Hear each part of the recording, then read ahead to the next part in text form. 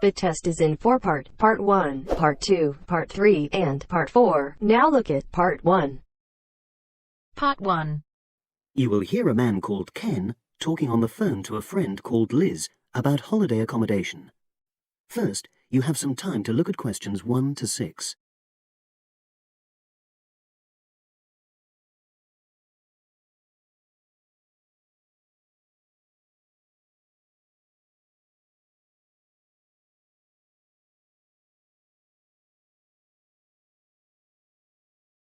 Now we shall begin. You should answer the questions as you listen, because you will not hear the recording a second time. Listen carefully and answer questions 1 to 6.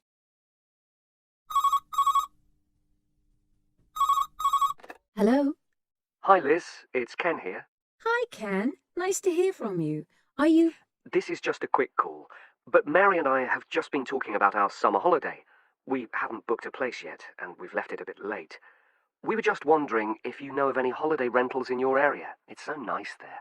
Well, yes. I can think of 2 or 3 places that are very nice. What dates have you got in mind?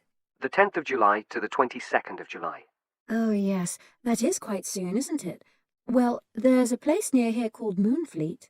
Is that MOONFLEET? That's right. It's quite a rural location, and it's next to the owner's house, but it's got fields all around it, so it's very pretty. Sounds okay. Can you tell me a bit more about it? Well, it's an annex to the owner's house, and it's an apartment with 2 bedrooms and an open-plan living area. Well, I like the sound of it. Is there anything we might not like about it? Well, it's quite a distance from the nearest shops, that's all. Okay. And, well, I'll tell Mary, but I don't think she'd mind that. Do you know how you book it? You have to book on the internet. There's a web address. It's www.summerhouses. One word? Yes, then .com. You'll be able to look at a photograph on that. Okay. And what about the others? Where are they? The second one I'm thinking of is called Kingfisher, and that's even more rural. It's a really beautiful location, in fact. It's by the river, and it's got nice views. It overlooks woodland on the other side. Is that an apartment? No, it's a 3-bedroomed house, and that's got a dining room, as well as a separate living room and a kitchen. But I expect it's more expensive. You'll have to check the prices. It's probably a bit bigger than we need, but our nephew might be joining us. We're not sure yet. How do you book Kingfisher? You have to phone the owner directly. Shall I give you the number? I've got it here in my phone book. It's 01752 669 218. Right. Before you hear the rest of the conversation, you have some time to look at questions 7 to 10.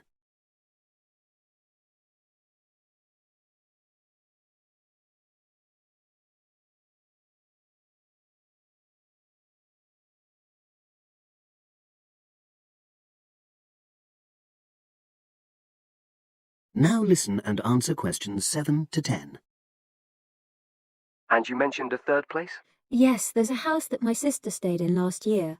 It's called Sunnybanks. Nice name. And the location of that one is rather different. It's in the centre of a village, but it's a very small and quaint place. Did your sister like it? Oh, yes. It's by the sea, so her children really loved it.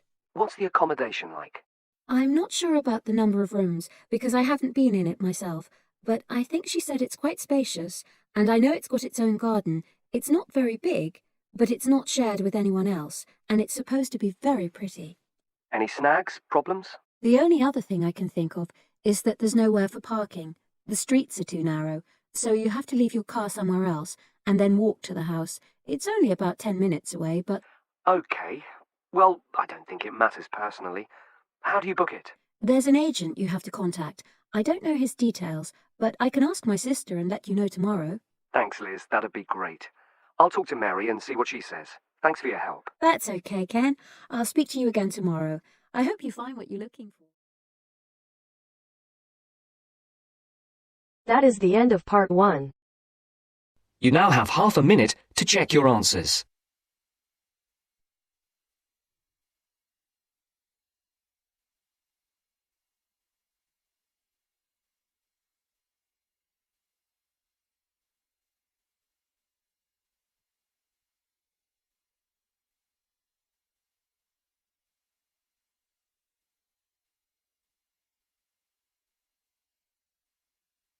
Now turns to part 2.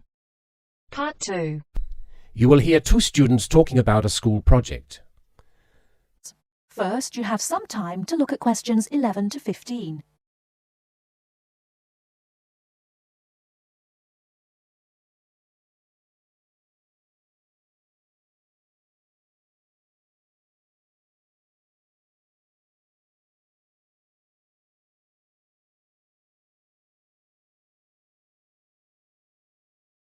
Now, listen carefully and answer questions 11 to 15. Hi, Lynn. How's your project coming along? Oh, not very well. I've got all the information, but I can't seem to organise it into a presentation. Well, you'd better hurry. You only have one more week. Yes, that's okay. It's just that... Oh, Well, why don't you try your presentation on me? Maybe I can help. oh really? Great. Okay, well, I've chosen solar power for my subject, and I'm going to talk specifically about domestic water heating. You know, like the ones popular in America. I've got some facts here. Oh, that's good. But just start your presentation from the beginning. Oh, right. Well, here we go then. There are many reasons why we should be looking elsewhere for energy sources. As most people are aware, fossil fuels and other such non-renewable sources are by definition finite, so something needs to be in operation soon. Currently, there are a number of alternative energy sources available which can, with a little preparation, be used to provide for a significant part of our domestic energy requirements. In this presentation, I am focusing on solar power and its application as a domestic water heater. As a renewable energy source, solar power is in many ways ideal. The amount of the sun's energy which reaches the Earth every minute exceeds the energy that the global population consumes in a year. Although scientists argue that it is not finite, sunlight is certainly a long-lasting resource which is not depleted through use, and solar power converters use this energy without needing any complex moving parts. Once collected and stored, solar energy can be used for many purposes, but it is becoming increasingly popular as a domestic heating source. Generally, a building that is heated by solar power will have its water heated by solar power as well. And this has even worked in areas that are not exposed to long hours of direct sunlight, such as the United Kingdom, although not so well as in warmer climates. Why have you stopped? Well, that's all I've got so far. Oh, well. Start by talking about how effective it is. Oh, okay. Well, there are a number of factors that influence how efficient solar power can be. The first, obviously, is the amount of sunlight, and this is dependent on season, time of day, and climate. Although the UK has something of a bad reputation for sunshine, it is actually quite productive during some parts of the year. Given a sufficient size of solar panel and water storage tank, solar power can provide all of our water heating requirements in June and July, and even provide the majority until October. From October to the end of the year, this figure falls dramatically. December is the least productive, being able to supply less than 5% of the average household's hot water requirement. It is at this point that solar power needs to be supplemented with a more traditional form of heating. From January, solar power becomes more effective at a rate of about 20% per month, although this rise decelerates to around 18% by May.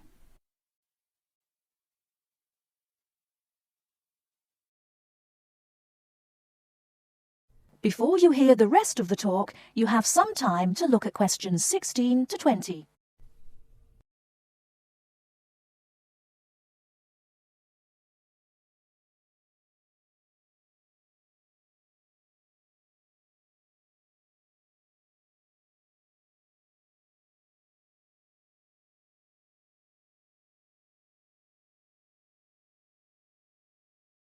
Now listen and answer questions 16 to 20.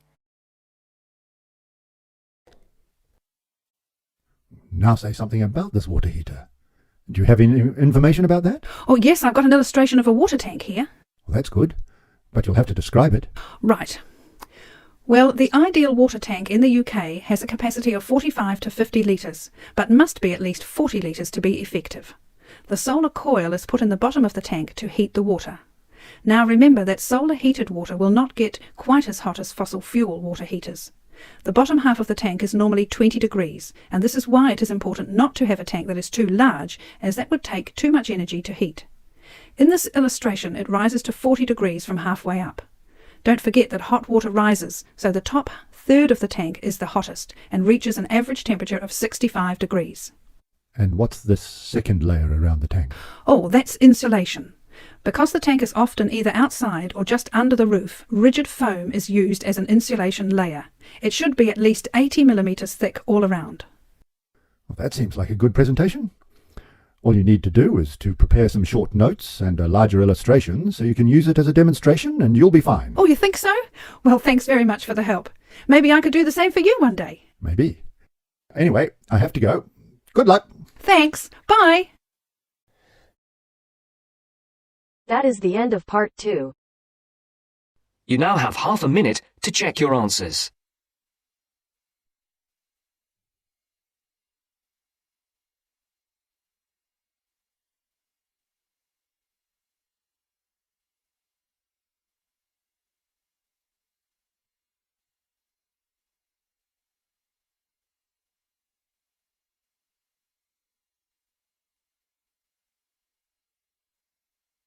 Now turns to part 3. Part 3. You are going to hear a conversation between a moderator and two students. First, you have some time to look at questions 21 to 25.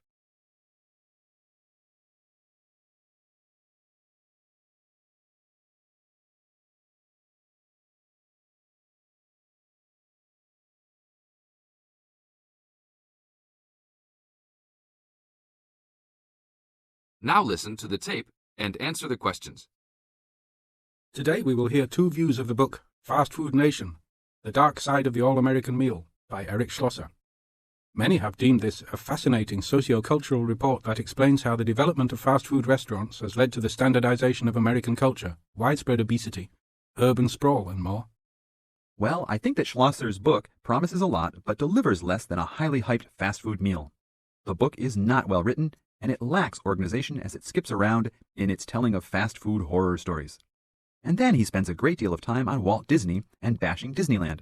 Why is that in a book about fast food? Bashing is the best word for this book. According to this book, Schlosser clearly believes that the fast food industry is responsible for every problem in America today. From the common cold, to inflation, to malls, to unruly kids, to warts. He blames it all on big business and especially the big food business. The book is written in a breathless, alarming motive that makes it sound like McDonald's and Disney are co-conspirators to take over the world and force every living child to eat greasy French fries. Give me a break. Schlosser is also very biased for the left, praising unions while ripping right-wing values and Republicans. Nixon seems to get special attention. Just having your picture made with him gets sinister prose and makes you a co-conspirator. Despite claims of research, there are numerous blatant assertions such as, parents in the 80s spent more money on their children because they felt guilty about not spending time with them. How does he know that? Is all consumer spending on kids really driven by guilt? The book is a farce. Save your money to buy a Big Mac and read something else. Only read this ridiculous book if you are an anti-Republican, anti-big business, there are evil forces everywhere subverting the world fan. Thank you, William.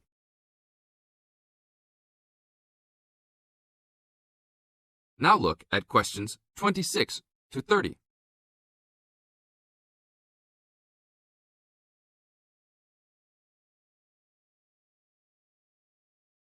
As the talk continues, answer questions 26 to 30. Now we'll talk to another person with a very different assessment of this book. So, Jenny, what did you think of Schlosser's book? Wow, where do I begin? I thought that this book was very informative, very well researched, and a very easy read. Schlosser did a wonderful job of organizing the vast amount of information that he placed in this book. For a non-fiction book, I found that Fast Food Nation kept me entertained throughout its entirety. In fact, I couldn't put it down. The history of the fast food industry itself was fascinating, as well as the background information on the potato and meat industries. The first-hand accounts given by people who work for the fast food industry, as well as the meatpacking and potato plants, added to the reality of the points the book was trying to make. The fast food industry and all industries supported by fast food companies have some serious issues that need to be addressed by the nation. In addition, Schlosser does an excellent job of pointing out the dangers of not only working for these businesses, but eating food supplied by them. It's scary to think about the dangers lurking behind the counter at your local fast food chain. This book really opens your eyes to some health hazards that all of America should be aware of. Everyone should read this book. It will change your eating habits and the way you view large fast food corporations. That is the end of part 3. You now have half a minute to check your answers.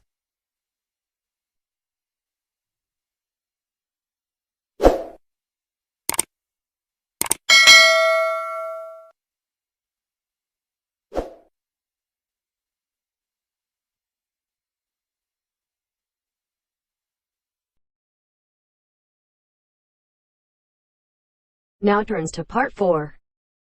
Part 4. First, you have some time to look at questions 31 to 40.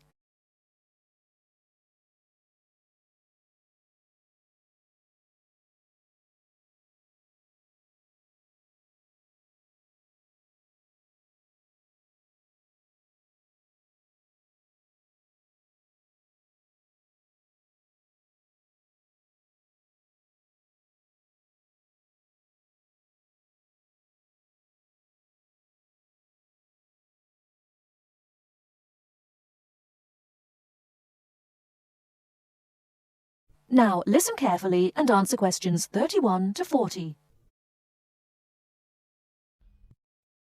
Today in our series of lectures on nature history, we're going to be looking at amber. Do you know amber? What is it? How is it formed? What are the uses of amber? Firstly, what is amber? Amber is fossilized resin from ancient forests. Amber is not produced from tree sap, but rather from plant resin. This aromatic resin can drip from trees, trapping debris such as seeds, leaves, feathers, and insects. The resin becomes buried and fossilized through progressive natural changes. Therefore, amber is formed as a result of the fossilization of resin that takes millions of years. Although a specific time interval has not been established for this process, the majority of amber is found approximately 30 to 90 million years ago. You may ask why resin is produced. Although there are contrasting views as to why resin is produced, it is a plant's protection mechanism. The resin may be produced to protect the tree from disease and injury caused by insects and fungi. Resin may be produced to heal a wound, such as a broken branch, and resins have odors or tastes that both attract and repel insects. Resin may also be produced as a plant's method to dispose excess acetate. We know that amber survives millions of years, but what type of depositional environment preserved amber? One depositional environment for amber is marginal marine. Amber's specific gravity is slightly over 1, and it floats in salt water. Therefore, amber becomes concentrated in marine deposits, moved some distance from the original site. Trees and resin may be transported and deposited in quiet water sediments. Wood and resin are buried under the sediment, and while the resin becomes amber, the wood becomes coal. Wet sediments of clay and sand preserve the resin well because they are devoid of oxygen. So, as a precious product of nature, what are the uses of amber? In ancient times, amber was used for medicine. Honey was mixed with powdered amber and prescribed for many chronics like asthma, gout, and the Black Plague. It was also used as precious decoration. The amber jewelry was thought to have the magic power against evil and dark forces. Sailors burned amber on ships to drive away sea monsters and the dangers of the deep. Amber has retained its beauty for millions of years, but if not preserved well, it may lose its charm.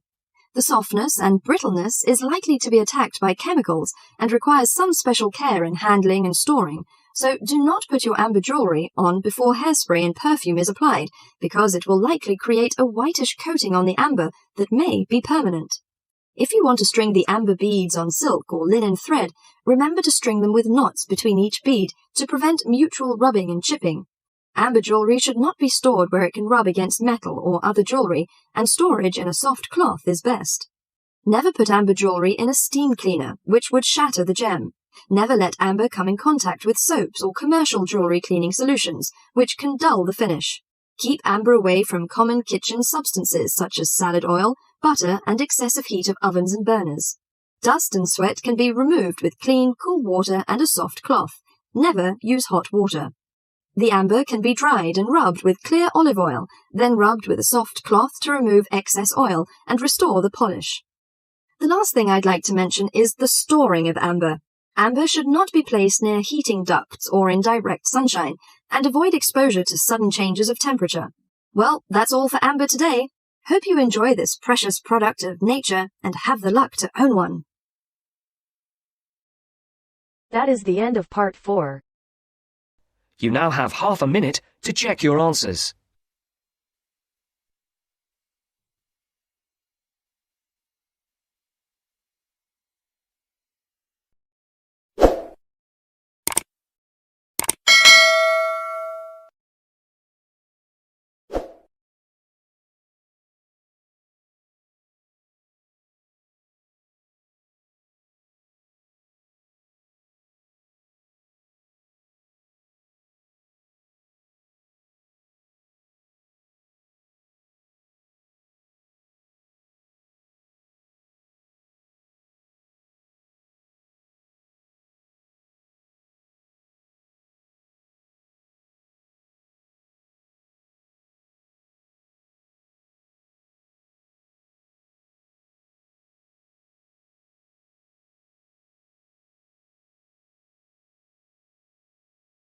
Thanks for watching. Here are other 2 videos. You can watch them as well.